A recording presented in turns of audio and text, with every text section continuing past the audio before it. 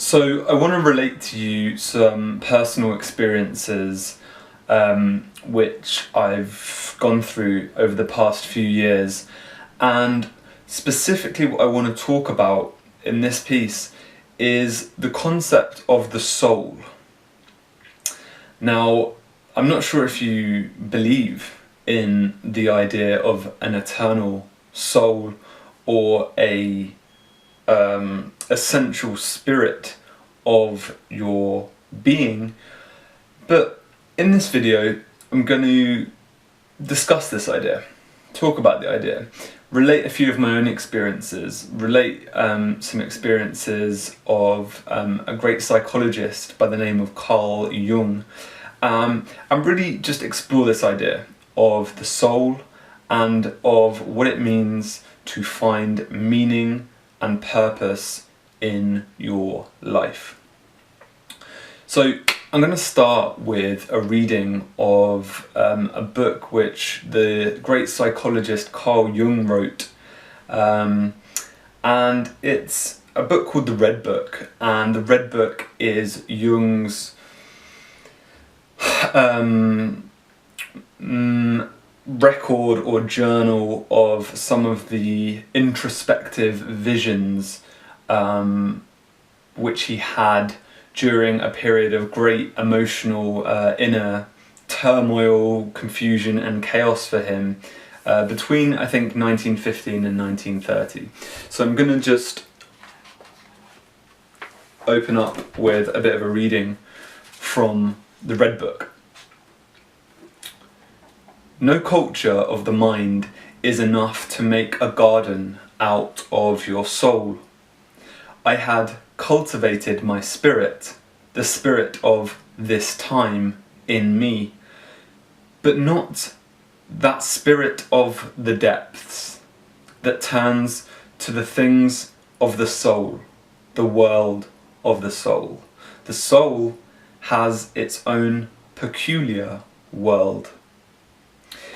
So here Jung is making a distinction between the spirit of the times and the spirit of the depths.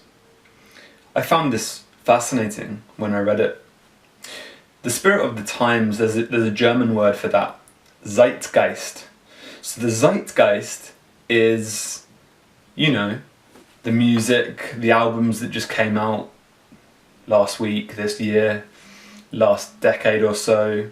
The zeitgeist of the 80s or the 90s, the fashions, the trends, the ideas, the memes.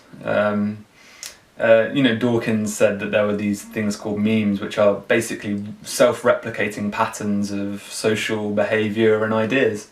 And so, the zeitgeist, the spirit of the times, that's really the realm of memes. That's the realm of styles, trends, and part of us internalizes this zeitgeist, of course. So he said, I had cultivated my spirit, the spirit of this time in me, and so that's one aspect of who we are, right? We grow up in a certain age, in a certain area, with certain friends and certain influences and certain music and certain styles. And we want to adapt to that. And we want to embody the spirit of our times. But there's another aspect to the spirit, or to the self, which Jung calls the spirit of the depths. And he says that this spirit of the depths refers to the world of the soul, okay? And that's what I want to talk about in this video. So, referring to the spirit of the depths, Jung writes in his Red Book, everything to come was already in images. To find their soul, the ancients went into the desert. This is an image. The ancients lived their symbols, since the world had not yet become real for them. Thus, they went into the solitude of the desert, to teach us that the place of the soul is a lonely desert. There they found the abundance of visions, the fruits of the desert, the wondrous flowers of the soul. Think diligently about the images that the ancients have left behind. They show the way of what is to come. Interesting stuff. So when we're talking about the soul, we're connecting to a deeper aspect of the mind or the psyche, and we're connecting to an imagistic or symbolic layer of thought, you could say. And so you've got the Zeitgeist, the spirit of the times, which I just mentioned. And the spirit of the times is kind of more at the level of the mind, the rational mind, influenced by different ideas, by different patterns of being, certain ways of saying things, certain ways of dressing, certain tunes and motifs and different things. But the spirit of the depths, Jung just said that it kind of expresses itself in images, and that the soul, that the abundance of visions and the abundance of images can be accessed in the desert being an image, of course, and the desert is an image employed in the Bible, in scripture, where Jesus is tempted by Satan in the desert. So what does this mean? What does this mean? Well, I think I want to make a few points. The first is that you think in symbols, but you might not know that you think in symbols. And you might actually find symbolic language strange, actually quite alien, actually quite weird. But it does contain a certain familiarity to you, right? How can I explain this? So, why do you go to movies, right? Movies are sequences of images, but they have, here's the sequence of images, the spirit of the times, right? The new movies come out, the spirit of the times, oh, it's just got released. But the spirit of the depths is the kind of enduring image. So, for instance, the archetype of the hero is an image, it's a deep image which Jung, we could say, pulled up from the depths of the unconscious, and Joseph Campbell and Eric Neumann developed the concept of the hero archetype, and we can see the hero archetype in Harry Potter, in Lord of the Rings, in Gladiator, in Troy, in countless films, right? The archetype of the hero. That's an example, and that's an example of a deep image which you resonate with in some level. And I resonate with it in some level, but we don't necessarily know that. We don't necessarily see it that way, we just kind of are drawn towards it. It kind of speaks to us in a certain way. Another archetype is the archetype of the Senex, or the wise old man, and it's uncanny how Gandalf and Dumbledore, Gandalf from Lord of the Rings and Dumbledore from Harry Potter, are basically the same figure. Right? They're the same character. And so the idea is that the Senex is a deep archetypal motif, it's a deep symbol, and the spirit of the times kind of dresses that image up in new styles and trends, right? And so we've got the Senex, the hero, these deep archetypes, these deep symbols of the unconscious. And so Jung's point was that an element of our mind is adapting to the spirit of the times, the 80s, the 90s, the noughties, the whatever we're in now. And it's adapting to that, and it's being cool, and it's trying to update itself, like, yeah, I'm with the times, man. And that's cool and important, and a part of who we are, of course. But I suppose the point is the spirit of the times will not connect you with the deepest elements of who you are. It will not connect you with meaning. Because the times are transitory, like the river. And there's something hollow or surface level, or kind of like more like breadth or width versus depth. There's something more ephemeral and just like fleeting about the zeitgeist, the spirit of the times. And that can leave us feeling a bit unanchored, alienated, nihilistic, meaningless, just like, oh, I'm just afloat on this river of the spirit of the times. I'm just here, I was born on this year, this thing's happening, this thing's happening. What does it all mean, man? So that's a point, right? Is that the spirit of the times won't necessarily lead you to your soul. The spirit of the depths will lead you to your soul. And the spirit of the depths speaks in images. And the spirit of the depths speaks in symbols. And symbols is a language that you speak, but you don't know necessarily that you speak it, and you might not understand it even though you speak it, because the modern mind might feel that symbolic language and imagistic language is a bit strange to it. But that's the basic point, okay, is that the spirit of the depths speaks in images, speaks in symbols, and these symbols speak to us in a deep way, okay? Symbols, for example, like the archetype, the symbol of the hero, as I've given examples, or the symbol of the Senex, the wise old man.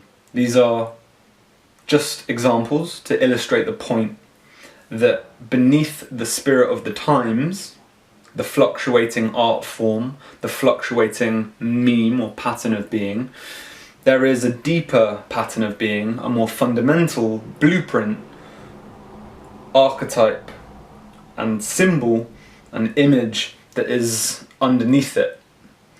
And it's really this that is speaking to us when we watch a movie, engage in great fiction, engage in a great story, or whatsoever. So what did Jung mean when he wrote, "The place of the soul is a lonely desert.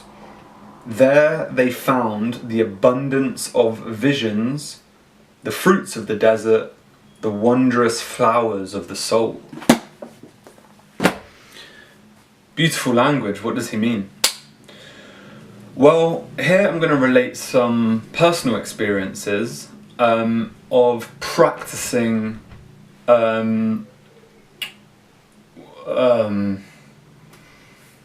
practicing some of these ideas, implementing some of these ideas, following some of these ideas, and exploring what they really mean.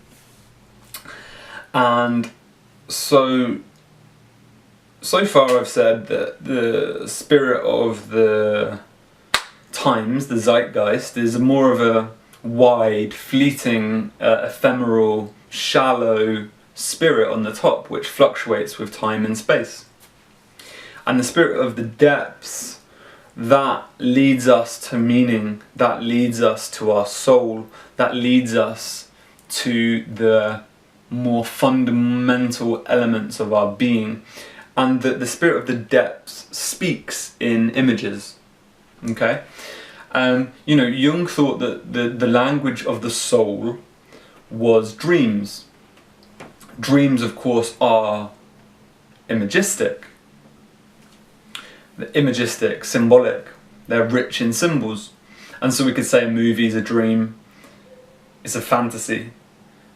We could say a story is a dream, a fantasy, a fairy tale, a religious myth, a creation myth.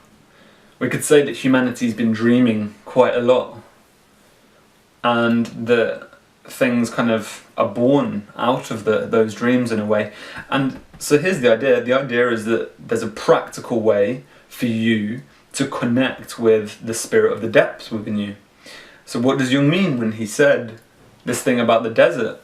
That's the place where we find the abundance of visions. Well, what could that mean? So in the Buddhist tradition, they consider the mind to be like water, and a busy, overactive mind will just be like this, right? It'll be like hyperactive like this. And if you imagine it like a muddy pool, and because it's splashing like this, the pool gets really dirty and it's unclear. And so if you're running around in the spirit of the times, doing this thing, now onto this thing, I did that thing last year, now I did this thing next year, oh I liked that music before but now I like this music, and I used to dress like that but now I dress like this, and you're kind of bobbing around on the surface of things, well then the mind from a Buddhist perspective is not in a position to be clear. The spirit of the depths cannot speak because there's too much noise. There's too much noise. There's just too much going on up here, right? We're just in this kind of lateral consciousness, going from day to day, to week, to month, to year to year, following trends, reacting. What does it all mean, man? What does it all mean? It can be very disorienting. It's a good word, disorienting. It can. Messier Eliade called it the profane space. The Buddhists call it samsara, which is the realm of endless wandering. Ooh, how can I pursue my goals? How can I get on to the next thing and the next thing, right? So how can we be practical about this? How can we realize that that's happening, and then go, okay, let's go deep. Let's go deep here instead of wide. Let's go deep into who we are, and let's see what the spirit of the depths has to say. Let's inquire, who am I? What does my soul have to say to me? Because you do dream. You're dreaming all the time. You're thinking in images all of the time. And there's a way to give expression to that. So Jung, at the core really of Jung's thought, is a practice, and the practice is called active imagination. And this book, the Red Book, is a record of Jung's experiments with active imagination. And what Jung was doing was he was taking the conscious mind, the mind that's watching this video now, the mind that's speaking to you now, and it's bobbing along on the Zeitgeist. Okay, it's bobbing along on the Zeitgeist. But in active imagination, what happens is, instead of bobbing along outwards, the ego, or the conscious mind, is directed inwards, and it says, it invokes the soul.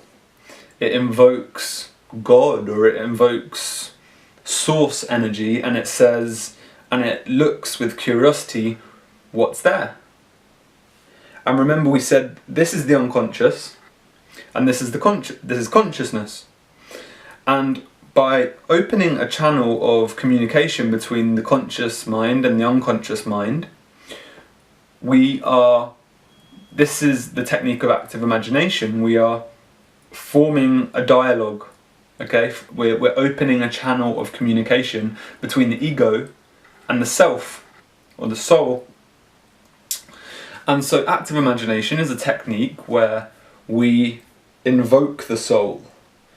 We invoke the spirit of the depths.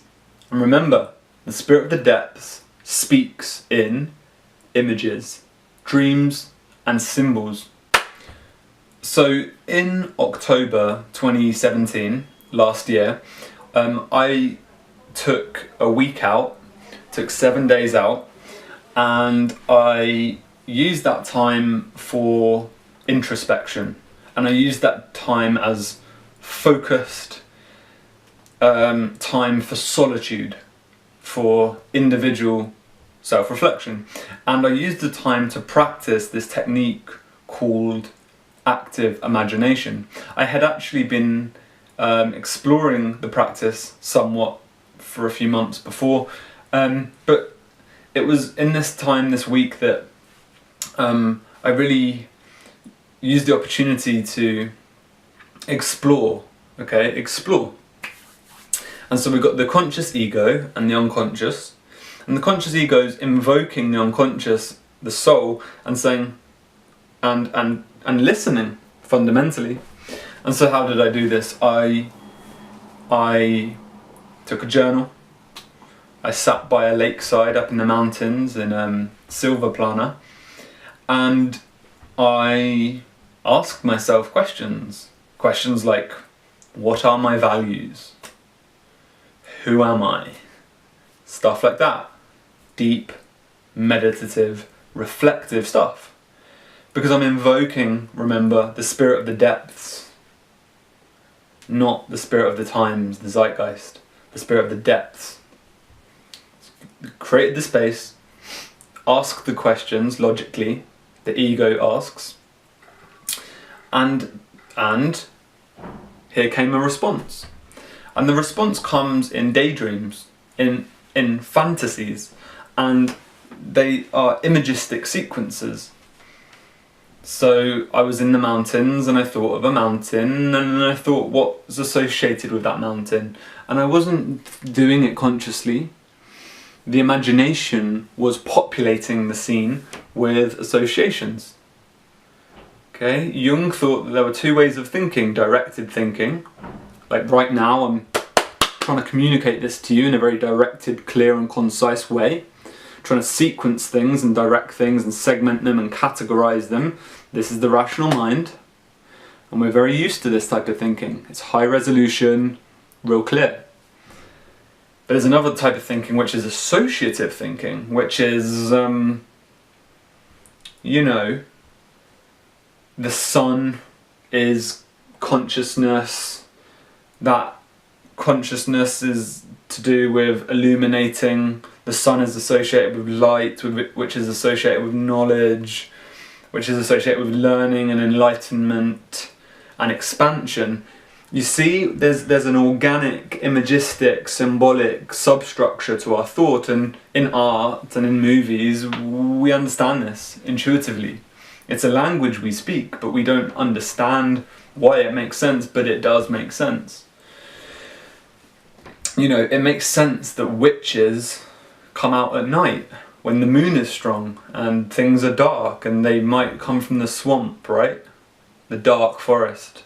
The dark forest is a symbol of the unconscious. Darkness is the symbol of the unconscious. The moon is a symbol of the unconscious, and the sun is the symbol of consciousness. Yeah. I won't get all into that, but that's called associative thinking. And so the conscious mind is invoking the unconscious mind to respond in dreams, in images and fantasies. And it's using this, it's connecting to this associative thinking that we start to hear the voice of the soul. And we can actually expand this dream. We can bring it out in art forms, in drawing, painting, whatever art forms you like, music, whatsoever, story, whatever you like to do. But you can really engage with these images. You can ask the images questions. Figures will come, animals, scenes, and you can just consciously engage with the images. So it's the sun and the moon in a union of opposites, as the alchemists would call it. And in this union, we are fusing and integrating elements of the psyche together and healing integrating and developing at higher levels, because we are bringing to life, we are making conscious deep elements of ourself. The depths, the spirit of the depths is being made conscious. The song of your soul is being heard. And how beautiful is that? And so the images, the dreams come as you create the art, or you create a story, or you explore the associative, imagistic art, creating the creative imagination, and then you dialogue with the creative imagination through the conscious mind. What does that mean? What should I do about that? Who is this? What is the meaning of this? You ask it for guidance, and this is the practice of an active imagination. So we enter here into a dreamlike space, and into a space that is not quite of this world. We enter into a magical dimension. We enter into a place which has one foot in the rational material world of the conscious mind. You know, Sam's creating a video at this time in this space, and it's just pretty fact-based. So what's he talking about? Magic. That aspect of the mind is directed thinking, conscious ego. But then in this practice we step into another world, which is just as real, and it's the world of symbols, dreams, and it's the world of the soul, and it contains within it a intrinsic meaning, which is personal and subjective, and the images come up, and these images bring something to the psyche, they bring something to consciousness. The rational mind may not understand what they mean.